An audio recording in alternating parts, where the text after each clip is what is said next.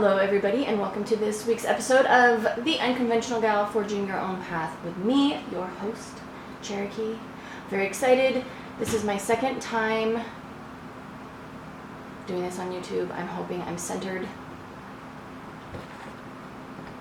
There we go.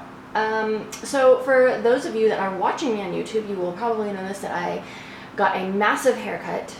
I got many massive haircuts. I cut many hairs off of my head.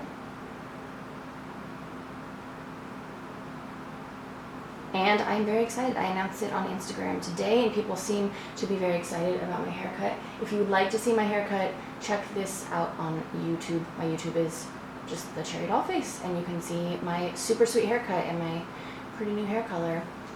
Yeah, it's been a minute. I know I haven't been doing these as regularly. I promise I am still making podcasts. I just do not have enough time to make them as regularly as I used to. I also now have this sweet microphone contraption that my beautiful boyfriend has set up for me. Working out the kinks. So anyways, I'm excited this week because I'm doing a topic that I've wanted to do for a long time, and a lot of you guys have asked about. I did make a YouTube video a long time ago about mental health, specifically for me about depression, because I do suffer from pretty bad clinical depression, really bad seasonal depression, and this is about the time of year that my depression starts to kind of come back with a vengeance, so I thought this would be an appropriate time to release this podcast.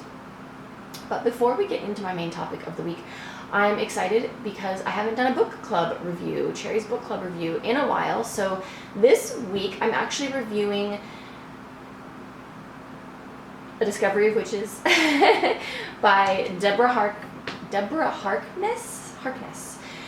I'm reviewing this book this week. It's actually a series of books that I read a long time ago, but I just recently started watching the series with James. He is really into it as well. If you like any kind of fantasy, anything, it's basically witches, demons, and vampires set in modern day time. There's a little bit of time travel. The costumes are incredible. The story is incredible. I'm talking about the show right now, but the books are probably one of my favorite series of books I've ever read. It's just a trio. There's only 3 of them, a trilogy, you would say. Yeah, there's only 3 of them. There's only going to be 3 seasons of the show because there's only 3 books. And the books, it's so hard to explain because you say witches and vampires and demons and you think like Harry Potter. It's not cutesy. It's not, I don't know. It's just a really good drama that just happens to have fantasy involved in it. If you are a reader, I would highly suggest reading this book, or these books rather. You can't just read one. You have to read all 3 of them. You have to know what happens. And yeah, I just thought it would be appropriate too because Halloween is upon us. It is coming up quickly, and what better way to celebrate Halloween than to read a book about witches, vampires, and demons. So there you go, Discovery of Witches by Deborah Harkness. Please read. Please let me know if you read it, what you think. If you have already read it, let me know if it was also your favorite trilogy of books. So now that we have that business out of the way. Yeah, so this week we're talking about depression. I wanted to address mental health. I've wanted to address this for a long time because I know that, not only do a lot of the people that follow me deal with mental health issues, I just think humans in general deal with mental health issues, and I think that mental health is something that was not talked about for a long time, so a lot of people thought that they were alone in their mental health struggles, whereas now it's more things are coming to light. It's kind of hard, you're hard pressed to not be able to throw a rock and hit somebody that has some sort of mental health issue, whether it's anxiety, depression, bipolar, up into, extreme forms of narcissism and borderline personality disorder, and there's just a lot of them. I know I've talked about it before on my podcast, but I used to work in mental health. I used to be a drug and alcohol counselor. I did that for a few years in my early 20s. That was what my first degree was in. So not only do I struggle myself with mental health issues, but I also have studied a lot of mental health issues and worked with a lot of people, with varying mental health issues as well. For those of you watching on YouTube, I'm not editing out my coughs. I will edit it out on my podcast.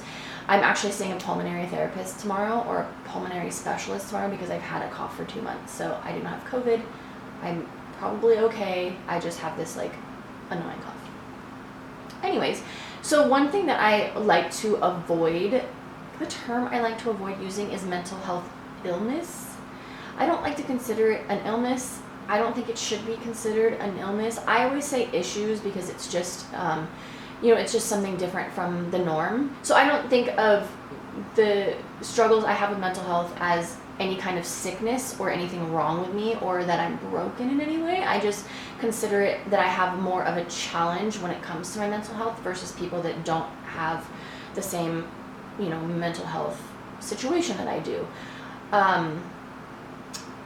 It's a struggle for sure. I just don't like to call it an illness. So you won't hear me say that in this podcast at all. I will kind of use different terms to describe it, but yeah, just the illness word just kind of rubs me the wrong way. But it's like, people that are differently abled, used to be called handicapped, and now that's not an accurate description, and even disabled is becoming a thing of the past.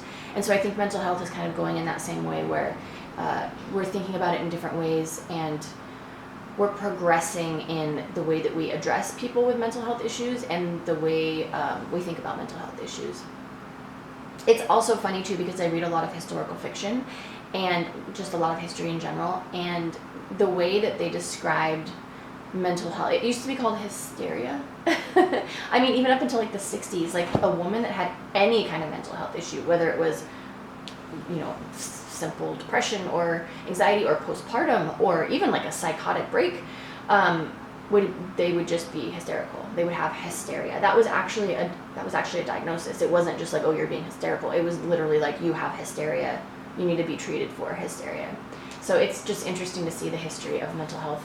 If you are interested in history, as I am, researching just sort of mental health through the ages, from Roman times to the Dark Ages to the Middle Ages, up through even 50s or 60s when we had, what they used to call insane asylums, which is a really beautiful term for people, and, electroshock therapy, and, even back in the day before they really knew what mental health was, when they thought people were possessed by demons, because they probably more likely were schizophrenic and hearing voices, and those voices were not demons, they were, an imbalance of chemicals in somebody's brain. So highly suggest anybody that is interested in mental health to do research just over how mental health has progressed over the years, over how things have been diagnosed, and I'm sure, in another 100 years, the things that we consider norms or really progressive now will be really regressive then as well. Who knows where the future of mental health support and diagnoses will go. Hopefully in good places. I feel like, for me, I started struggling with my own mental health when I was a teenager, so 25 years ago. And so it's been interesting for me personally to see through the years how just the way people react and respond has changed, because it's become more of a norm, which isn't a bad thing. I think feeling like you're not alone, and that's another reason why I'm very vocal about my own mental health struggles on my social media, because I do get a lot of feedback when I talk about my own struggles from people that are like, wow, I thought I was alone in this, or wow, you like really nailed how I feel, or you really nailed the description of how I feel. Like I said, I did a YouTube video kind of about mental health, more about depression, and how to,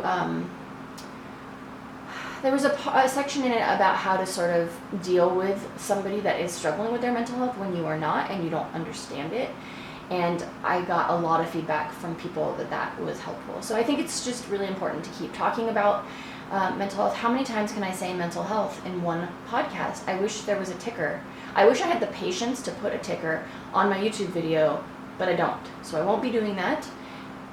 But I am going to be saying the term mental health about 8 million more times. I'll probably start getting, more into depression specifically. But anyways, so not only am I going to talk about mental health issues in this episode, I'm also going to be talking about suicide. This is something that I haven't addressed a ton personally. I think I did one YouTube video a long time ago, maybe like 10. Ooh, ow, I have a little pimple in the corner of my nose. I just went to itch there, and it really hurts. Ay, ay, ay.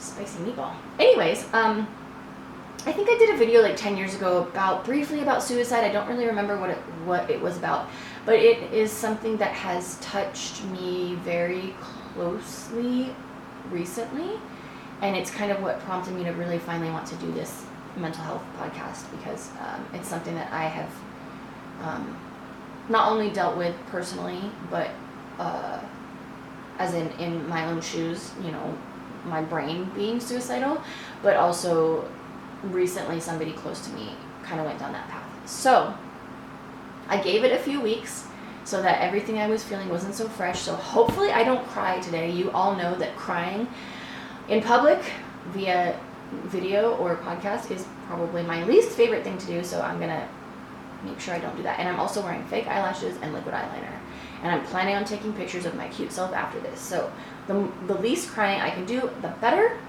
and hopefully none of you guys are crying either. So I'm going to talk a little bit about my own struggle first. I have depression. I have clinical depression, but I would consider my depression more towards seasonal depression. So I do battle with it year round, and it's worse some years and it's better some years, but pretty much every fall my depression gets bad. I used to think it was because of living in Oregon, because the cloudiness, the summer was over. I still deal with it here, so I don't know if it's just my brain is in the habit of that time of year. My chemicals get out of whack. I think the holidays also make it worse because I have a lot of trauma related to holidays, so I think maybe that also is like maybe a subconscious thing, the reason it kind of flies back this time of year. That being said, my depression never really goes away, it just gets more intense. It's always kind of in the background. There's days where it's kind of like music playing in the background, where there's days where that music is really quiet and you just forget it's there. Like it's there, but you forget about it. And when you think about it, you're like, oh, yep, yep, I can still hear it, it's there. And then some days it's like you're front row at a Rammstein concert and like there's no escaping it. So that's kind of how I feel about my depression. And there's certain things that trigger it and make it worse. Alcohol always makes it worse. Alcohol is a depressant. My lovely boyfriend, James, he does not suffer from depression as I do, but he suffers from really bad anxiety, and drinking will actually cause his anxiety to make him feel the symptoms of depression. We call it PDD, which is post-drinking depression. We also talk about PTD, which was post-tour depression. A lot of people also experience it after they're finished planning a really big event, like after your weddings. A lot of people, the day after their wedding, will get a brain chemistry crash or a brain chemical crash, serotonin crash, because you've had all of this excitement, and then once it's over, there's like nothing that's sparking your brain and sparking those feel-good chemicals.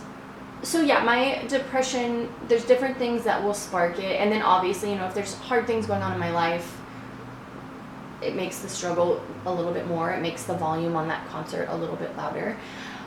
Seasonal, for me, the seasonal thing, I just know, I used to struggle, I used to fight against it and try to get it to go away. I think that's the one main thing I can tell anyone that suffers from this, or anyone that loves someone that suffers from it and they don't understand it. You can't force it to go away. You can't make it go away. One thing I can tell you is that I have never been on medication. So I do not have an experience with what medication feels like, what it does, how it helps. If it turns the volume down completely, I don't know. I haven't had that experience. So I can only really speak to my experience with, you know, mental health issues and depression. Without medication, I can say that it's something that never goes away. And the more you try to fight it, I think for me, the more I try to fight it, the more frustrated I get. I'm a frustrated crier. If I'm really frustrated or annoyed at something, or I can't fix something, or I'm just like frustrated, I cry just out of that frustration. And I think that's similar with my depression, when I try to like fight it and be like, fuck, like why can't I just feel better? And I just, and I get mad and I get frustrated, and then that makes me more upset. And it's just like it's like a ball rolling downhill, gaining momentum. It's like those old cartoons of like a snowball that starts like this big at the top of the hill, and then by the time it rolls, this big, sorry people listening to my podcast, like the size of a golf ball, and then by the time it rolls down the hill and collects all the rest of the snow, it's like the size of I don't know, my arms completely outstretched. So that has been my experience with trying, to deal with depression. You just can't fight it. So for me, when I start to feel it creeping in, as I do right now with fall coming, I just ride the wave, and I just consider it as waves. And I use this analogy in my YouTube video when I talked about depression, but I always think of my depression, like when I'm in a phase of depression, I think of it as being in a tunnel. And when you're in the center of that tunnel, it's really dark. You can't see the entrance and you can't see the exit, and it feels like you're just trapped in a dark room that you're never going to get out of. But you keep walking, and you keep walking through that tunnel, and eventually you're going to see a teeny tiny little like crack of light, and then it's going to get bigger and bigger and bigger until you get to the end of that tunnel. So I always think of it, to keep perspective for me, like I think of it as like I'm riding a wave through a tunnel, and it gets really dark, it gets really bad, but I just always think in my brain, like, there's always an end. I know there's always an end to the tunnel because I've done this for 25 years. It never goes away. It's like driving down a really long freeway where it's like tunnel, tunnel, tunnel, tunnel. Like you're just gonna hit those tunnels your whole life, but you're gonna get out of that tunnel. And so for me, I just think like I feel really shitty right now. There's nothing that's gonna make me feel better. I'm just gonna like coast through these moments, do my best, and try not to like cancel events, and try not to just like sit in bed and wallow. If you need those days, you need those days. I have those days too, for sure. But I just always think of the end of the tunnel. Like there's going to be that day. There's going to be that day you wake up and you just like, oh, okay. Like I feel a little better today. And you're not going to feel completely better, but you're just going to feel marginally better. And that's when you start to see the light at the end of that tunnel. So that's kind of how I personally perceive my own struggle with my own depression. I don't know what it's like to have anxiety. James has really, really bad anxiety, and for him, it might be a different struggle. And I also know for him, his bursts of anxiety are usually shorter lived, versus me, like my depression is long bouts of it. With his anxiety, it's like my peaks and valleys are very more like a wave, and his are more like an audio file, or like a heartbeat, like big ups and downs, where his anxiety really ramps up and he has major attacks, and then he's totally fine for a while, and then or he'll have like 5 days in a row where his anxiety is really bad. So we all deal with mental health different. It feels different to all of us, but I just think if you can figure out an analogy for yourself to remember, to put it into perspective, whether it's the wave analogy or a tunnel analogy or like whatever that is, to keep it in perspective, it feels less daunting, it feels less insurmountable, because the more you tell yourself this is never going to end, I'm never going to get better, quote unquote better, not that you're ever going to get better, but you're never, if you tell yourself you're never going to feel better, then you're not going to, because it's very easy to give in to that brain chemistry. And for most people, mental health issues are brain chemistry. That is why medication helps. It's, a problem with your dopamine, it's a problem with your serotonin, it's people that have done drugs for a long time and then stop, they have imbalances in their brains.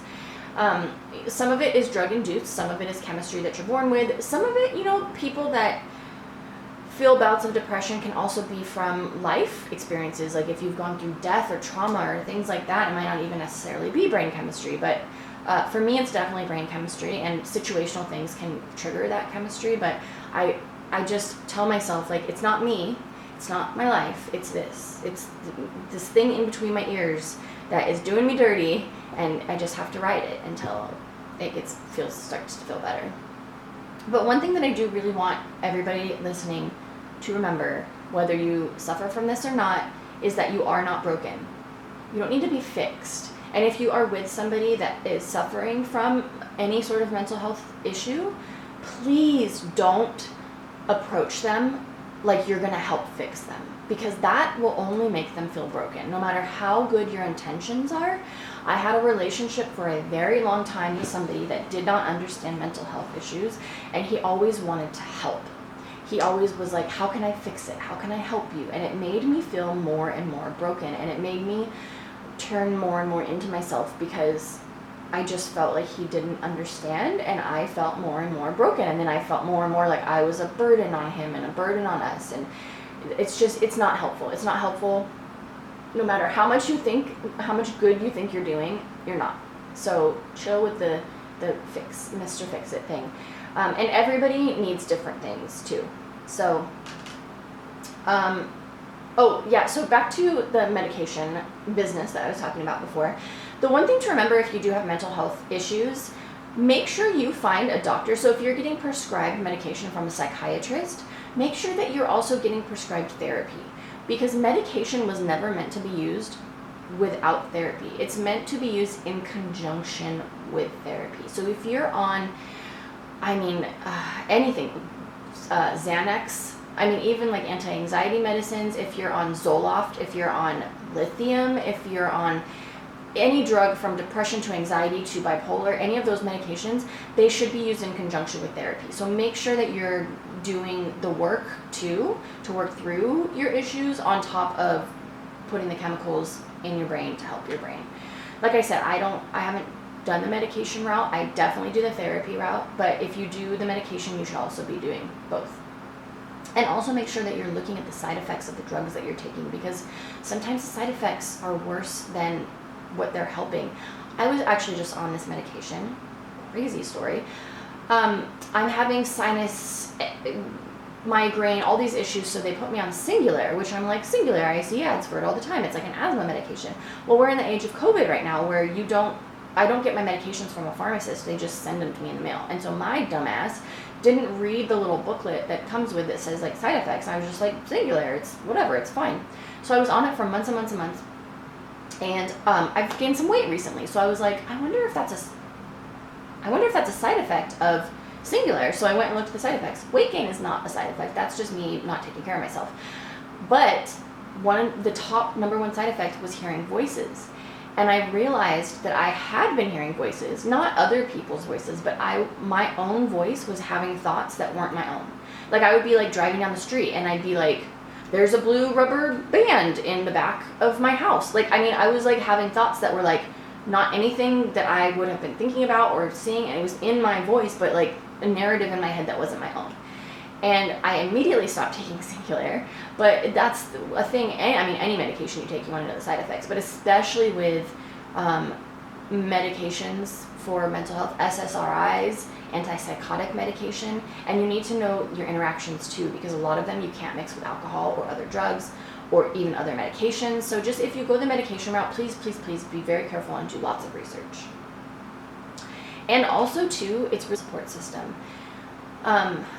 Few people can do it alone, and I don't mean you need 800 people to pat you on the back and tell you you're great, even if it's just one person. When my mental health is really bad, my support person is James. He's really my only support person. I don't talk about it a lot with other people, and I have a therapist. So I have Susan and James. Those are my peeps. And not everybody has humans that they're close to in their life, and that's okay. You can just build a support system of professionals, if it's maybe a psychiatrist and a psychologist, and if you do some outpatient treatment, or if you go to AA or a support group, like any of that kind of thing. It's just important to have other humans in your life to support. And it's really important to have other humans in your life that understand, that aren't going to try to fix you, that haven't dealt with mental health issues themselves. I find myself, so when I was talking about the mental illness bit in the beginning, I find myself fighting against saying mental health problems, because I feel like that also is like antiquated. So if you're watching this on YouTube, you'll probably see me stutter and trying not to say mental health problems. It's funny. And then also make sure that for some people, just having personal support, like having a partner or a best friend or whatever, is fine. Some people really need that professional help. So please know when the personal support isn't enough and you need to see a professional. It doesn't mean there's anything wrong with you. It doesn't mean that you're broken or you need to be fixed by a mental health professional. It just means that the issue that you're having is greater than yourself, and you need somebody that is trained to be able to help you to get to the tunnel light again. So I want to talk a little bit about suicide now. This is going to be a really long podcast. I apologize in advance, but sorry, not sorry. I guess I haven't been doing them very often, so a long one probably will be nice for y'all. So suicide. I myself have had moments of suicidal ideation.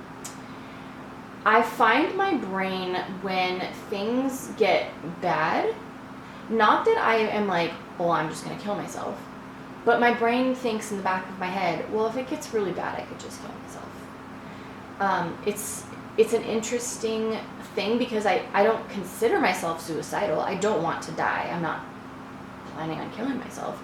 But I just think like, well, if this and this and this happened, or if this got really bad, well, that's fine. I could just kill myself. Like in my brain, it's always an option. That's never going to go away. Is it normal?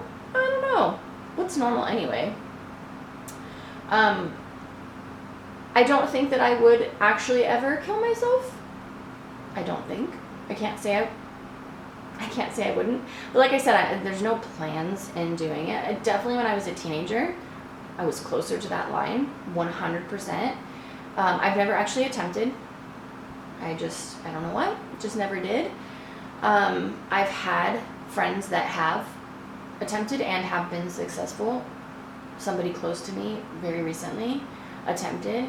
And I think those of us that are survivors of loved ones that commit suicide or attempt suicide, there's this very like overwhelming attitude that suicide is selfish. And that's kind of what I want to address today, because when you are suicidal, in your brain, you are being selfless. A suicidal person is never just thinking, this is the best thing for me and fuck everyone else. That is not what you are thinking when you are suicidal. When you are suicidal, generally you're thinking, I'm a horrible piece of shit and the world would be better off without me.